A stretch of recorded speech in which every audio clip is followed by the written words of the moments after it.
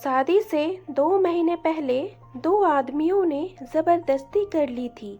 शादी के दिन पता चला कि मैं तो पेट से हूँ। जब शादी की रात पति करीब आया तो सर्दियों में मेरे पसीने छूट रहे थे। जब उसने मेरे शरीर को देखा तो फिर मैं दुल्हन बनी कमरे में पहुंची तो मेरा दिल बाहर आने को कर रहा था। शादी से लेकर आज तक मुझे एक ही डर था कि मेरा पति मेरी सच्चाई ना जाने। सहम सहम कर मेरा वक्त गुजरा था और अब वह घड़ी आ गई थी जब मेरा सामना अपने पति से होना था। मेरा दिल पूरी तरह धड़क रहा था कि अगर उसने मेरी सच्चाई जान ली तो क्या होगा। वह सच्चाई तो दुनिया वालों एक तरफ, मैं अपने घर वालों से भी छुपा गई थी। दरवाजे खुलने की आवाज़ पर मेरा शरीर कांपने लगा। मेरा पति चलता हुआ मेरे पास आया और मुझे देखने लगा। मुझे उसका ऐसा देखना भी डर लग रहा था। मेरा पति मेरे सामने बैठा और मेरा घूंघट उठाया। मैं उस वक्त बाकी दुल्हनों की तरह शर्माने के बजाय डर से कांप रही थी। मेरा पति मेरी तारीफ करने लगा लेकिन मुझे डर लग रहा था। हालांकि मेरा पति मुझे पहले भी देखा था। हमारा विवाह शादी से 3 महीने पहले ही हो चुका था। बस विदाई 3 महीने बाद हुई थी। विवाह के वक्त मेरे दिल में भी बाकी लड़कियों की तरह बहुत से अरमान थी, पर मैं शर्माई हुई थी। सबकी छेड़छाड़ सुनती रहती थी। अपने पति को मैंने तब बस एक ही झलक देखी थी और मेरा दिल धड़क रहा था। हालत वही रहती थी। यकीनन मैं भी आज शर्माती और धड़कते हुए दिल से एक तारीफें काबूल कर रही होती। मगर 1.5 माह पहले जो मेरे साथ हादसा हुआ था उसने मेरी हस्ती हिला दी थी। मेरा दिल दुनिया से और जीने से ही उड़ गया था। मैं हर पल खौफ से गुजारती आज यहाँ पहुँची थी और आज मैं पूरे हक से उनके पास आई थी। तो मेरा दिल धड़क रहा था। मेरे पति मुझसे बातें कर रहे थे और मुझे उनकी नज़रें अजीब सी महसूस हो रही थी। उनकी नज़र मेरे ऊपर पड़ी तो वह पीछे हट गए। मैं उनके पीछे हटने पर सहम हो गई। उन्होंने मुझे गौर से देखते हुए बहुत अजीब सी बातें कह दी, जिसने मुझे फिर से सूली पर लटका दिया था। मुझे लगा था मेरा राज पता चल गया। मेरी वह हकीकत जो मैं उससे छुपा रही थी शायद वह जान गए थे। मगर मुझे आश्चर्य तब हुआ जब उन्होंने सर झटका दिया और कहा कि मैं थक गया हूँ और शायद तुम भी थक गई होगी। तुम कपड़े बदलकर सो जाओ। वह मुझे कहते हुए सो गए और मैं अपनी जगह चुप बैठी रह गई। अजीब इंसान था, उसने मुझे छुआ भी नहीं। मुझे इस बात पर परेशानी हो रही थी। फिर मेरा दिल बहुत भारी होने लगा था। मैं कपड़े बदली और बिस्तर पर लेट गई। मगर मेरा दिमाग में यही बात गूंज रही थी कि पहली ही रात मेरे पति ने मुझे छूने के बजाय इधर उधर की बातें करके सोने का कह दिया। मैं पूरी रात इसी बात को सोचती रह गई थी। अगले दिन मैं सुबह मुश्किल से अपने चेहरे पर मुस्कुराहट सजाए बैठी थी। आज भी सब ने मेरी बहुत तारीफ की। मैं बचपन से बहुत खूबसूरत थी। शादी के हार श्रृंगार ने मेरी खूबसूरती को बढ़ा दिया था। मुझे यकीन था आज मेरा पति मुझे देखकर खुद को हक जताने से रोक नहीं पाएंगे। मैं डरी हुई थी मगर मैं चाहती थी कि वह मुझे सराहे और अपना हक हासिल करे। आज ज्यादा इंतजार नहीं करना पड़ा था। मेरे पति कमरे में आए और उनका मिजाज बहुत ही अच्छा लग रहा था। मुझे थोड़ा बहुत डर भी लग रहा था मगर मैं इंतजार कर रही थी। फिर मुझे हैरत का झटका तब लगा जब मेरे पति ने आज रात भी यहाँ वहाँ की बातें करके सोने का कहा और खुद भी सो गया। मैं सदमे में बैठी रह गई। क्या मुझ में इतनी कशिश भी नहीं है कि मेरा पति मेरी तरफ आकर्षित हो? मेरी हालत अजीब सी होने लगी थी। पहले ही मेरे पति से डर लग रहा था कहीं मेरे पति के सामने मेरी हकीकत ना खुल जाए। ऊपर से मेरे पति अब अजीब रवैया मुझे बौखलाहट से डाल दे रखा था। मेरे पति बहुत अच्छे इंसान थे, मुझसे बहुत प्यार से पेश आते थे, मगर उन्होंने पूरा महीना गुजार दिया लेकिन कोई रिश्ता की बुनियाद नहीं बनाई। मेरे दिमाग पर बहुत गहरा असर पड़ रहा था। फिर मुझे अपने हाथ पर हादसे की बुरे सपने रातों में आने लगे। मेरी हालत दिन ब दिन बिगड़ती जा रही थी। पति से मेरा मजबूत रिश्ता बन गया था, मगर ऐसा नहीं था हो पाया था। अब यकीनन मेरी हकीकत खुल जाती। हमेशा टेंशन में रहने की वजह से मेरी हालत खराब हो रही थी। एक दिन मेरी तबीयत बहुत ज़्यादा बिगड़ी तो मेरे पति ने मुझे डॉक्टर के पास ले गया। डॉक्टर ने मेरा चेक करके वह कहा जिसका मुझे डर था। वह बोल ही रहे थे कि मैं माँ बनने वाली हूँ। मुझे पेट से हुए 3 महीना हो चुका है। मैं सदमे में जा चुकी थी। अब यकीनन मेरा पति मुझे डिवोर्स दे देगा, और कोई भी इंसान यही करता। मेरा दिल चाहा कि मैं चीख चीख कर रोऊं, मगर मेरा शरीर बिल्कुल बेजान और ठंडा हो गया था। डॉक्टर मेरे पति से बता रहे थे किसी टेंशन की वजह से मेरी हालत बहुत खराब हो गई है। मुझे अच्छी खुराक के साथ साथ अच्छे माहौल की भी ज़रूरत है। वह नहीं जानती थी कि वह कैसा बच्चा है। मेरी आंखों में 3 महीने पहले गुजरे हुए हादसा किसी फिल्म की तरह चल रही थी। विदाई से पहले अपने विवाह से 1 महीना बाद मैं एग्ज़ाम देने यूनिवर्सिटी जा रही थी कि मुझे 2 जवानों ने पकड़ लिया। मैं उस वक्त सुनसान जगह पर थी। मेरी चीख पुकार से भी कोई फ़ायदा नहीं हुआ, और लड़के वही करीब किसी जगह में ले गए मेरी बेबसी का फ़ायदा उठाएं। मैंने उस सब के सामने हाथ जोड़ा और उन्हें रोका, मगर वो बहरे हो चुके थे। मैं चीख चीख कर रोना चाहती थी, मगर मेरी आवाज़ दबा दी गई। मैं कुछ नहीं देख पाई थी।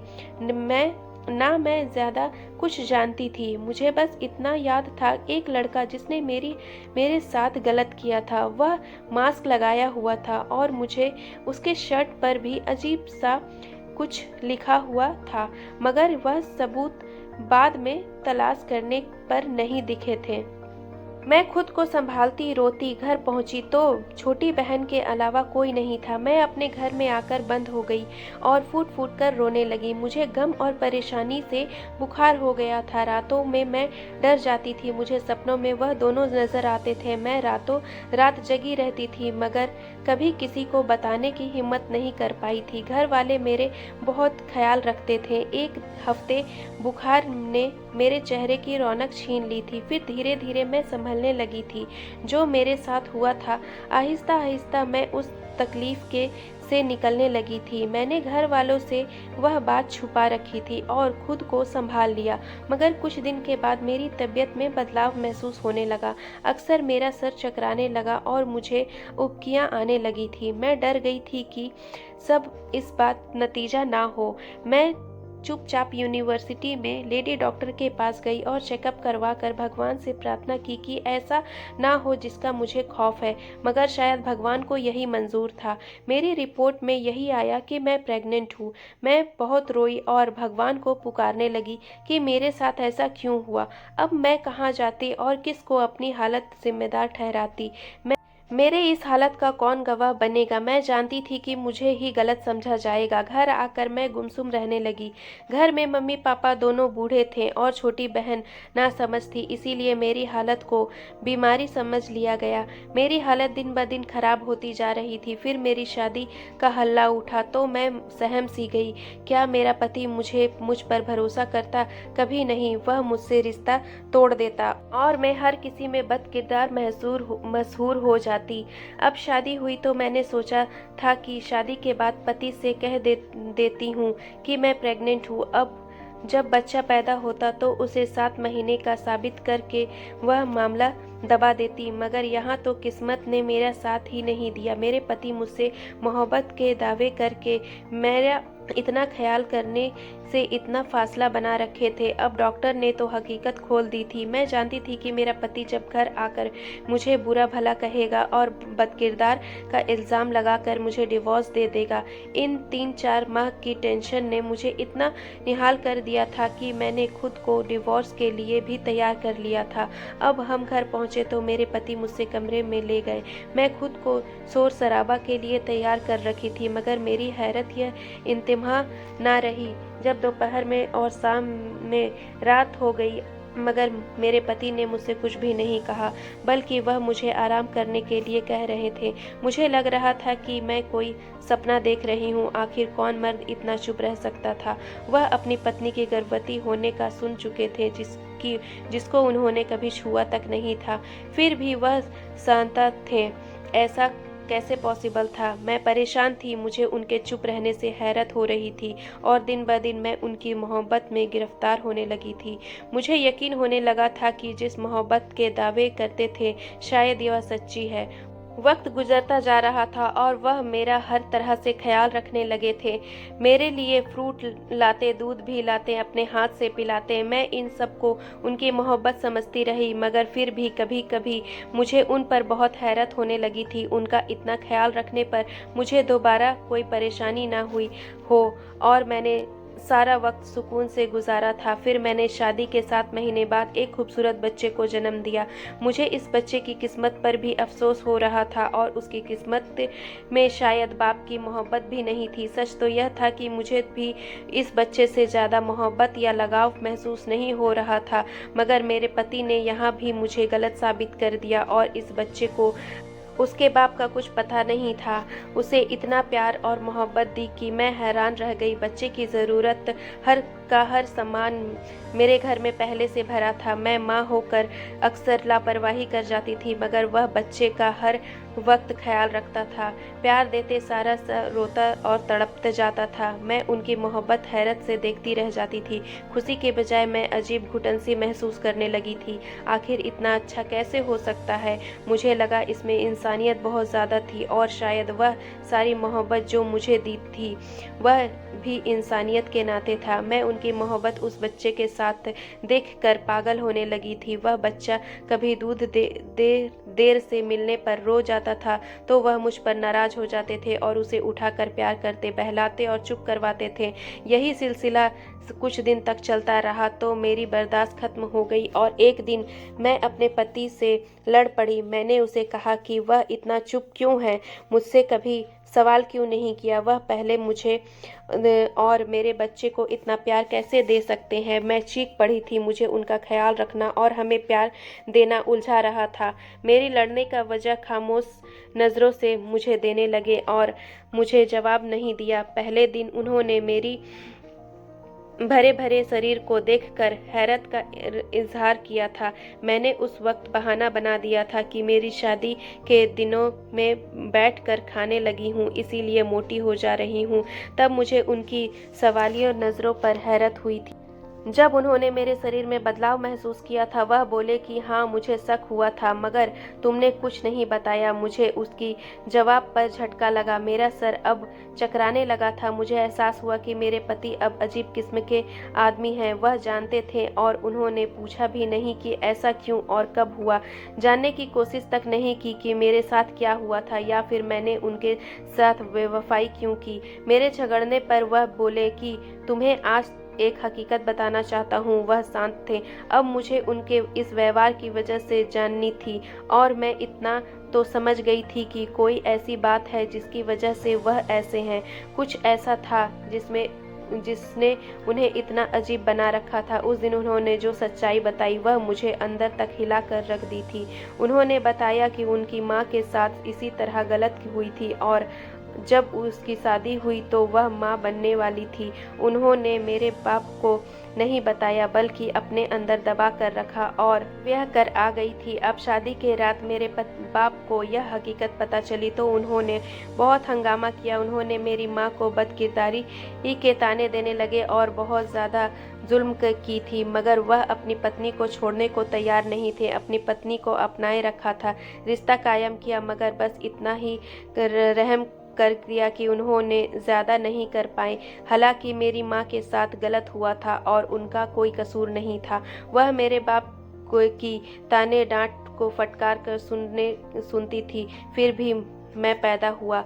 मैं बिन बाप का बच्चा था और मेरी परवरिश बाकी बच्चों की तरह नहीं होने चाहिए थी, पर यहाँ भी मेरे बाप ने मुझे बड़ा किया और मुझे अपना नाम दिया। मुझे घर में रखा, पढ़ाया लिखाया, मगर एक फ़र्क यही था क्योंकि मैं बिन बाप का बच्चा था। मुझे अपनी माँ के पति से सगे बाप की मोहब्बत मिली थी। मेरे पास दुनिया की हर चीज़ थी, मगर माँ बाप का पूरा प्यार कभी नहीं मिला था। फिर मेरे भाई बहन भी पैदा हुए। वह मेरी माँ के अपने बच्चे थे। मेरे बाप की सगी औलाद थे, इसीलिए उनका परवरिश अलग था। उन्हें बहुत मोहब्बत दिया जाता था। मैं यह सिर्फ फ़र्क देखकर बड़ा हो रहा था और मेरे साथ जुल्म किया जा रहा था। मेरे अंदर बुराइयां फैलने लगी थी और मम्मी पापा के खिलाफ जहर भर गया था। बस अपनी माँ से गिला था कि जब शादी से पहले उनके साथ ज्यादती हुई तो उन्होंने मेरे बाप को क्यों नहीं बताया। उन्हें बताती तो चाहती थी कि वह अपने होने वाले पति को पहले सच्चाई बताती और उनके फैसले पर हक देती। मेरे नज़र में मेरी माँ के पति का कोई कसूर नहीं था। मेरी माँ ने छुपाकर उनके साथ गलत किया था, उनके साथ बांध दिए थे। हालांकि उस मर्द में इतना हिम्मत था कि उसने ऐसी औरत को अपनाया, रिश्ता ख़त्म नहीं किया और बिन बाप के बेटे को भी अपना नाम दिया। शादी से पहले हकीकत का पता चला तो कभी मेरी माँ को नहीं छोड़ता। उसे खुशी होती कि वह फैसला उसके पति की मर्जी का था। मेरे पति बोल रहे थे और मैं पत्थर की तरह बन चुकी थी। मैंने अपने पति की माँ की किस्मत पाई थी तो वह था यह बात की जिसकी वजह से उन्हें शक होने लगा था। मुझे सवाल नहीं किया, बल्कि हकीकत पता चली तो लड़ने या मारने के बजाय दिल से अपना लिया। मेरे पति ने मेरे तरफ देखा और मुझसे कहा कि मेरा तुमसे यही सवाल है कि तुमने मुझे क्यों छुपाया। मतलब यह कि इस सब में शामिल थी। क्या तुम्हारा भी इसी लड़के से रिश्ता था? मैं उनके सवाल पर तड़प रही थी। मैंने जल्दी से नहीं में सर हिला दिया और उन्हें भरोसा दिलाने लगी। ऐसा कुछ नहीं था। मैंने कसम खाई और कहा, मैं बेकसूर हूँ। मैं वह दोनों आदमी को नहीं जानती, उनकी शक्ल तक नहीं जानती। मैं पाकीज़ा हूँ। कभी किसी गैर मर्द के साथ ऐसा रिश्ता नहीं हुआ है। मैंने अपने दिल में किसी को नहीं रखा है। वो तो मेरा पति था। मेरे भरोसा दिलाने पर बोला, जब ऐसा था तो क्यों छुपाया? मुझे क्यों नहीं बताया कि तुम्हारे साथ गलत हुआ है? तुम तो खुद की मजबूर थी। क्यों खुद को सताती रही? किस बात से डरती थी? क्यों मेरी माँ वाली बेवकूफ़ी दोहराई? मैं उनके सवाल पर निढल सी हो गई थी। मैं उन्हें क्या बताती? और सिर्फ इल्ज़ाम से ही डरती थी। मुझे भी यही डर था कि मुझ पर यकीन नहीं किया जाएगा। मेरे पास कोई सबूत नहीं है और मैं उनको क्या बताती। आज के ज़माने में ऐसे मर्द तो बहुत कम रह गए हैं। लोग तो झूठे इल्ज़ाम पर रिश्ते तोड़ देते हैं। फिर मैं तो खुद पर वह सब कुछ झेल चुकी थी। मैंने उसकी ज़िद पर कहा कि मुझे क्या खबर थी कि आप मुझ पर भरोसा करेंगे या नहीं। अगर शादी की रात सवाल कर देती तो मैं खुद सब कुछ बता देती, कुछ भी नहीं छुपाती। मगर मुझे अंदाज़ा होता कि मेरा पति इतना अच्छा है तो मैं खुद ही इतना तकलीफ़ क्यों देती। मेरे रोने पर मेरे पति ने मेरा हाथ थाम लिया और मुझसे कहा कि अब याद रखना कि मुझे तुम पर यकीन है और अब ज़्यादा मत सोचना। मेरे प्यार भरी नज़रों से उन्हें देखा और मेरा दिल उनकी मोहब्बत पर खुशी से भड़क उठा था। आज सब कुछ खुल चुका था। मुझे लग रहा था कि आज हम दोनों ने अपनी हर सच्चाई एक दूसरे को बता दी है, मगर मैं गलत थी। अभी तो मैं बहुत ही सच्चाई को नहीं जानती थी। अभी तो मेरे सर पर आसमान गिरना बाकी था। अब इन सब से बेखबर खुश हो गई थी। मेरी जिंदगी अपने पति के वजह से अच्छी और पुरस्कृत गुजरने लगी थी। अब मेरा भरोसा अपने पति पर कुछ ऐसा कायम हो गया था कि मैं अपनी हर बात उन्हें बता देती। मैं अपने बच्चे को भी प्यार देने लगी थी और कुछ दिन बाद मुझे दोबारा से माँ बनने की खुशखबरी मिली थी। इस बार वह फर्क था कि मैं भी इस खुशी को खुलकर महसूस कर रही थी, पर मेरे पति के व्यवहार में तो कभी बदलाव आया ही नहीं था। इस बार भी वैसे ही ख्याल रख रहे थे जैसे पहले रखा करते थे। वह मुझे ज़्यादा काम भी नहीं करने देते थे। मैं उनसे छुप कर थोड़ा बहुत घर का काम कर लेती थी, वरना उन्होंने काम वाली बाई रखी थी। काम वाली मेरे बड़े बेटे को संभालने बैठी थी और मैंने सोचा कि मैं स्टोर रूम से जाकर सामान ले आऊं। वह सारा सामान जो बड़े बेटे के पैदा होने के बाद ज़रूरत पड़ा था, अब वह बड़ा हो चुका था। मेरे पति ने सब कुछ स्टोर रूम में रख दिया था। मुझे सिर्फ 1 महीना बाकी था। मैंने सोचा कि सामान वगैरह उठाकर पहले से ही चेक कर लूं। स्टोर की लाइट ऑन की, पुरानी बॉक्स खोलकर सामान निकाल रही थी। तब मुझे बॉक्स के एक कोने में एक पुरानी संदूक मिली। मैं भी वह संदूक सामान रखा हुआ था। मैं काम वाली को बुलाकर वह का सारा सामान मेरे कमरे में ले जाने को कहा। वह मेरे कहने पर सामान ले जाकर कमरे में रख दी। मैं सामान निकाल कर देखने लगी थी। मेरे पुराने संदूक आ गया था। मैंने उस संदूक को खोला। उसमें जो सामान निकला उसे देखकर मेरे होश उड़ गए। मेरे सर से पांव तक कांप रहे थे। मेरा दिल डूबा जा रहा था। मैं यकीन नहीं करने को तैयार नहीं थी। ऐसा कैसे हो सकता है? मेरा पति तो एक अच्छा इंसान था, फिर मेरे सामने उसका पड़ा यह सामान। उसका कौन सा पहलू था? मेरा पति घर आया तो मैंने उसका कॉलर पकड़कर वह काला शर्ट और काला मास्क उनके मुंह पर फेंक मारा और मेरी साथ गलत करने वाला और कोई नहीं, मेरा अपना पति था। मैं उस आदमी पर चिल्ला रही थी कि उसने मेरे साथ ऐसा क्यों किया, मुझे ऐसी तकलीफ क्यों दी।